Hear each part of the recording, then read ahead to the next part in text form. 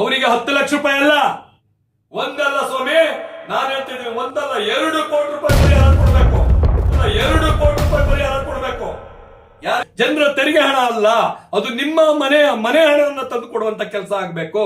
ಇಲ್ಲ ಅಂತ ಹೇಳಿದ್ದೆ ಹೌದಾದ್ರೆ ಮುಂದಿನ ದಿನಗಳಲ್ಲಿ ಇದನ್ನು ಹೋರಾಟವಾಗಿ ಪರಿಗಣಿಸಬೇಕಾಗ್ತದೆ. ಒಂದು ಬಾರಿ ಒಬ್ಬ ಚಲನಚಿತ್ರ ನಟ ಅಲ್ಲು ಅರ್ಜುನ್ ಒಂದು ಸಿನಿಮಾ ರಿಲೀಸ್ ಆಗ್ತದೆ. ಅವಾಗ ನೂಕು ನುಗ್ಲಾಗ್ತದೆ. ಅಲ್ಲು ಅರ್ಜುನ್ ಬಂದಾಗ ನೂಕು ನುಗ್ಲಾದಾಗ ಒಬ್ಬ ವ್ಯಕ್ತಿ ಪ್ರಾಣ ಕಳ್ಕೊಳ್ತಾನೆ. ಇದೇ ರೀತಿಯ ತಳ್ಳಾಟದಲ್ಲಿ ಪ್ರಾಣ ಕಳ್ಕೊಂಡಾಗ ಹಿಂದೆ ಮುಂದೆ ನೋಡದೆ ಅವ್ರ ಮೇಲೆ ದೂರು ದಾಖಲು ಮಾಡಿ ಜೈಲಿಗೆ ಕಳಿಸುವಂತ ಕೆಲಸವನ್ನ ಮಾಡ್ತೀರಿ. ಸತ್ಯ ಮಾಡ್ಲೇಬೇಕು. ಒಬ್ಬನ ಕಾಲು ತುಳಿತಕ್ಕೆ ಕಾರಣ ಆದ್ರೂ ಆ ವ್ಯಕ್ತಿಯನ್ನು ಒಳಗೆ ಕಳಿಸಿದ್ದು ಸರಿ ಇದೆ. ಆದ್ರೆ ಈಗ 11 ಜನ ಹೋಗಿದ್ದಾರೆ. 11 ಜನನ್ನ ನಾವು ಕಳ್ಕೊಂಡಿದ್ದೇವೆ. ಈಗ ಮುಖ್ಯಮಂತ್ರಿಯನ್ನು ಬಂಧಿಸಬೇಕು, DCM ಅವರನ್ನು ಬಂಧಿಸಬೇಕು, ಉಪಮುಖ್ಯಮಂತ್ರಿಯನ್ನು ಬಂಧಿಸಬೇಕು, ಗೃಹ ಮಂತ್ರಿಯನ್ನು ಬಂಧಿಸಬೇಕು. ಮತ್ತೆ ತನಿಖೆ ಜಿಲ್ಲಾಧಿಕಾರಿಗಳಿಂದ ತನಿಖೆ ಅಲ್ಲ, ಜುಡಿಷಿಯಲ್ ತನಿಖೆ ಆಗ್ಬೇಕ್ರಿ. ಜುಡಿಷಿಯಲ್ ಏನು ನ್ಯಾಯಾಧೀಶರಿದ್ದಾರೋ ಉಚ್ಚ ನ್ಯಾಯಾಲಯದ ನ್ಯಾಯಾಧೀಶರ ಮುಖಾಂತರವಾಗಿ ಇದು ತನಿಖೆ ಆಗಬೇಕು. ಮತ್ತು ಆಯೋಜನೆ ಮಾಡಿದವ್ರನ್ನು ಕೂಡ ಇದನ್ನು ಬಂಧಿಸುವಂತ ಕೆಲಸ ಆಗಬೇಕು. ನೀವು ಸರಿಯಾಗಿ ಕಾನೂನನ್ನು ಪಾಲನೆ ಮಾಡೋದು ಯಾವುದಾದ್ರೆ, ಒಂದ್ ಕಣ್ಣಿಗೆ ಬೆಣ್ಣೆ ಒಂದ್ ಕಣ್ಣಿಗೆ ಸುಣ್ಣ ಮಾಡಿ ನೀವು ನಿಮ್ಮನ್ನ ಆಟನ ಆಡ್ತೀರ ಅಂತ ಹೇಳೋದಾದ್ರೆ ಇದೊಂಥರ ಆಡಳಿತ, ಬೇರೆ ಆಡಳಿತ ಆಗ್ತದೆ. ಅವ್ರ ಹೆಸರು ಹೇಳೋಂಗೂ ಇಲ್ಲ, ಆಡಳಿತ ಆಗ್ತದೆ. ಇಲ್ಲಿ ಇಲ್ಲ, ಒಂದ್ ಕೆಲಸ ಮಾಡ್ಬೇಕಾಗತ್ತೆ. ಮಾನ್ಯ ಸಿದ್ದರಾಮಯ್ಯನವರೇ ರಾಜೀನಾಮೆ ಕೊಡಿ. ಮಾನ್ಯ DCM ಉಪಮುಖ್ಯಮಂತ್ರಿಗಳೇ DK ಶಿವಕುಮಾರ್ ಅವರೇ ರಾಜೀನಾಮೆ ಕೊಡಿ. ನೀವು ಪರಮೇಶ್ವರ್ ಅವರೇ ರಾಜೀನಾಮೆ ಕೊಡಿ. ನೀವು ಈ ಒಂದು ಸಾವಿಗೆ ಪ್ರತ್ಯಕ್ಷವಾಗಿ ಪರೋಕ್ಷವಾಗಿ ನೀವೇ ಕಾರಣರಿದ್ದೀರಿ. ನೀವು ದಯವಿಟ್ಟು ಈ ಒಂದು ಅನಾಹುತವನ್ನ ನಿಮ್ಮ ತಲೆ ಮೇಲೆ ಹೊತ್ಕೊಂಡು ನೀವೆಲ್ಲರೂ ರಾಜೀನಾಮೆ ಕೊಡಬೇಕು. ನೀವೆಲ್ಲರೂ ರಾಜೀನಾಮೆ ಕೊಡಿ. ಮಾನ್ಯ ರಾಜ್ಯಪಾಲರೇ ದಯವಿಟ್ಟು ಇದರಲ್ಲಿ ಮಧ್ಯಪ್ರವೇಶ ಮಾಡಿ. ನೀವು ಯಾಕೆ ಕರೆದುಕೊಂಡಿದ್ದಾರೆ? ಕರೆದುಕೊಳ್ಳುವಂತ ಕೆಲಸವನ್ನ ಈ ಸರ್ಕಾರ ಮಾಡಿದೆ.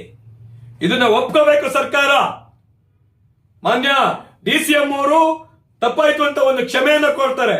ಆದ್ರೆ ಮುಖ್ಯಮಂತ್ರಿಗಳು ಇದೇನ್ ಸ್ಪಷ್ಟ ಕೇಳ್ತಾರೆ. ಕಾಲ್ ತುಳಿತ ನಡೆದಿದ್ದು ಇದೇ ಸ್ಪಷ್ಟ ಅಂತಾರೆ. ಕುಂಭಮೇಳದ ಬಗ್ಗೆ ಹೇಳ್ತಾರೆ. ಇದೆಲ್ಲ ಏನ್ರಿ?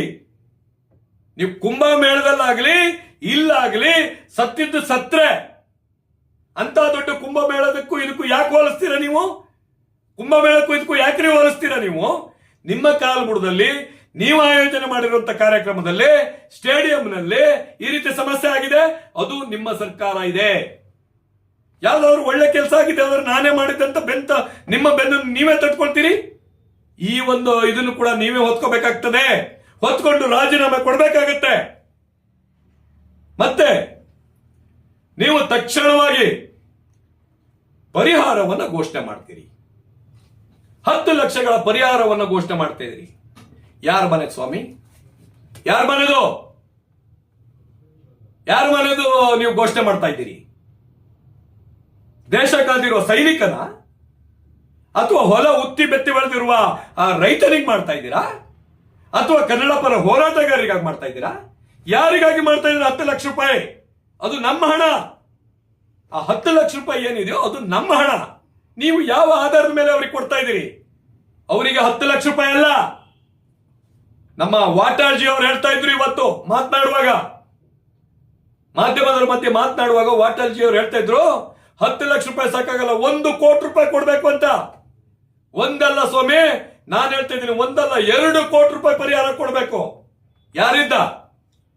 ಇದನ್ನ ಏನು ಆಯೋಜನೆ ಮಾಡಿದಾರೋ, ಏನು ಆಯೋಜನೆ ಮಾಡಿ ಅನಾಹುತಕ್ಕೆ ಕಾರಣರಾಗಿದ್ದಾರೋ, ಸರ್ಕಾರದ ಮಂತ್ರಿಗಳಿದ್ದಾರೋ ಅಥವಾ ಮುಖ್ಯಮಂತ್ರಿ ಇದ್ದಾರೋ, ಇವರಿದ್ದಾರೋ, ಅವರ ಆಸ್ತಿಯನ್ನು ಮಟ್ಗೋಲು ಹಾಕೊಂಡು ಕೊಡ್ಲಿ. RCB ಬಂದು ಕೊಡ್ಲಿ. RCB ಏನು ಫ್ರಾಂಚೈಸಿ ಏನು ಪಡೆದಿರ್ತಾರೋ RCB ಮಾಲೀಕರು, ಅವರು ಕೊಡ್ಲಿ. ನನ್ನ ಸಾರ್ವಜನಿಕ ಹಣವನ್ನು ಯಾಕೆ ದುರುಪಯೋಗ ಪಡಿಸ್ಕೊತಾ ಇದ್ದೀರಿ? ನೀವು ಮಾಡಿರೋ ಬೇಜವಾಬ್ದಾರಿತನಕ್ಕೆ ನಾನು ಯಾಕೆ ದಂಡ ಕಟ್ಟಬೇಕು? ಸಾರ್ವಜನಿಕರಾದ ನಾವು ಯಾಕೆ ದಂಡ ಕಟ್ಟಬೇಕು? ನೀವು ಮಾಡಿರೋ ತಪ್ಪಿದೆ. ನೀವು ಮಾಡಿರೋ ತಪ್ಪಿಗೆ ನಿಮ್ಮ ಆಸ್ತಿಯನ್ನ, ನಿಮ್ಮ ಆಸ್ತಿಯನ್ನ ಅಡಮಾನ ಇಟ್ಟು ಇಲ್ಲ ನಿಮ್ಮ ಆಸ್ತಿಯನ್ನ ಮಾರಿ ಪರಿಹಾರ ಕೊಡಿ 11 ಜನಿಗೆ. 1 ಕೋಟಿನೂ ಅಲ್ಲ, 10 ಲಕ್ಷ ಅಲ್ಲ, 1 ಕೋಟಿ ಅಲ್ಲ, 2 ಕೋಟಿ ಕೊಡಬೇಕು. ಯಾಕಂದ್ರೆ ಕರೆದು ಬಿಟ್ಟು ಸಾಯಿಸುವಂತ ಕೆಲಸ ಆಗಿದೆ ಅವರಿಗೆ. 2 ಕೋಟಿ ಕೊಡಬೇಕು. ಅದು ನನ್ನ ದುಡ್ಡಲ್ಲ, ಅದು ನಿಮ್ಮ ದುಡ್ಡಲ್ಲಿ ಕೊಡಬೇಕು. ಜನರ ತೆರಿಗೆ ಹಣ ಅಲ್ಲ, ಅದು ನಿಮ್ಮ ಮನೆ ಹಣವನ್ನು ತಂದು ಕೊಡುವಂತ ಕೆಲಸ ಆಗಬೇಕು. ಇಲ್ಲ ಅಂತ ಹೇಳಿದ್ದೆ ಹೌದಾದ್ರೆ ಮುಂದಿನ ದಿನಗಳಲ್ಲಿ ಇದನ್ನು ಹೋರಾಟವಾಗಿ ಪರಿಗಣಿಸಬೇಕಾಗ್ತದೆ. ನಾವು ಹೋರಾಟಕ್ಕೆ ನಾವು ಹೊಣೆಯಾಗಬೇಕಾಗ್ತದೆ. ಎಂತ ಸ್ವಾಮಿ ಇದು? ಯಾವ ರೀತಿ ಆಯ್ತು? ಸರ್ಕಾರದ ಆಡಳಿತಕ್ಕೆ ಒಂದು ಕಾರ್ಯಕ್ರಮವನ್ನು ಬಹಳ ಉತ್ತಮವಾಗಿ ಮಾಡಕ್ಕಾಗಿಲ್ಲ ಅಂತ ಹೇಳಿದ್ದೆ ಹೌದಾದ್ರೆ ಮುಂದಿನ ದಿನಗಳಲ್ಲಿ ಯಾವ ರೀತಿ ಆಗಿರ್ಬೇಕು? ಮಾನ್ಯ ಮುಖ್ಯಮಂತ್ರಿಗಳೇ, ಉಪಮುಖ್ಯಮಂತ್ರಿಗಳೇ, ನೀವು ಮಾಡಿರುವ ಕೆಲಸವನ್ನ ನಾವು ಹಲವಾರು ಬಾರಿ ಶ್ಲಾಘನೆ ಮಾಡಿದ್ದೇವೆ. ಹಾಗೆ ನೀವು ತಪ್ಪು ಮಾಡಿದಾಗ ಇದು ತಪ್ಪು ಮಾಡ್ತಾ ಇದ್ದೀರಿ ಅಂತ ಹೇಳ್ಬಿಟ್ಟು ಹೇಳ್ತಾ ಇದ್ದೇವೆ. ದಯವಿಟ್ಟು ನಾನು ಇಬ್ಬರಲ್ಲೂ ಕೇಳೋದು ಒಂದೇ, 3 ಜನರಲ್ಲೂ ಮುಖ್ಯಮಂತ್ರಿಗಳು, ಉಪಮುಖ್ಯಮಂತ್ರಿಗಳು ಮತ್ತು ಗೃಹ ಮಂತ್ರಿಗಳಲ್ಲಿ ನಿಮಗೆ ಇದನ್ನು ನಿಭಾಯಿಸೋದು ಕಷ್ಟ ಆಗ್ತಾ ಇದೆ. ನೀವು ದಯವಿಟ್ಟು ರಾಜೀನಾಮೆ ಮಾಡಿ ಬೇರೆಯವರಿಗೆ ಅವಕಾಶ ಮಾಡಿಕೊಡಿ. ದಂಡನೂ ಅಷ್ಟೇ. ಯಾವುದೇ ಕಾರಣಕ್ಕೂ ಸರ್ಕಾರದ ಹಣ, ಸರ್ಕಾರದಿಂದ ದಂಡ ಕೊಡ್ಲಿಕ್ಕೆ, ಇದಕ್ಕೆ ಸರ್ಕಾರದಿಂದ ಅವರಿಗೆ ಪರಿಹಾರವನ್ನು ಕೊಡ್ಲಿಕ್ಕೆ ನಮ್ಮ ವಿರೋಧ ಇದೆ. ಅಸುನೀಗಿದವರಿಗೆ ಸರ್ಕಾರದಿಂದ ಪರಿಹಾರ ಕೊಡ್ಲಿಕ್ಕೆ ನಮ್ಮ ಇದಿದೆ, ನಮ್ಮ ಅಸಮಾಧಾನ ಇದೆ. ನಮಗೆ ಅದಕ್ಕೆ ಸತರಾಮ್ ಒಪ್ಪಿಗೆ ಇಲ್ಲ. ನೀವೇನಾದ್ರೂ ಕೊಡೋದೇ ಹೋದಾದ್ರೆ ಕೊಡ್ಲೇಬೇಕು, ಸತ್ತವರಿಗೆ ನ್ಯಾಯ ಒದಗಿಸಲೇಬೇಕು.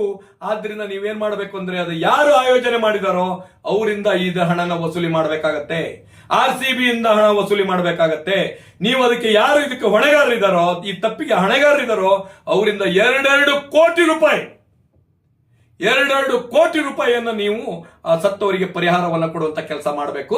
ಇಲ್ಲ ಅಂದ್ರೆ ಮುಂದಿನ ದಿನಗಳಲ್ಲಿ ನಿಮಗೆ ಕಟ್ಟಿಟ್ಟ ಬುತ್ತಿ, ಮುಂದಿನ ಚುನಾವಣೆಯಲ್ಲಿ ಜನ ನಿಮಗೆ ಸರಿಯಾದ ಉತ್ತರವನ್ನ ಕಲಿಸುತ್ತಾರೆ ಸಿದ್ದರಾಮಯ್ಯನವರೇ.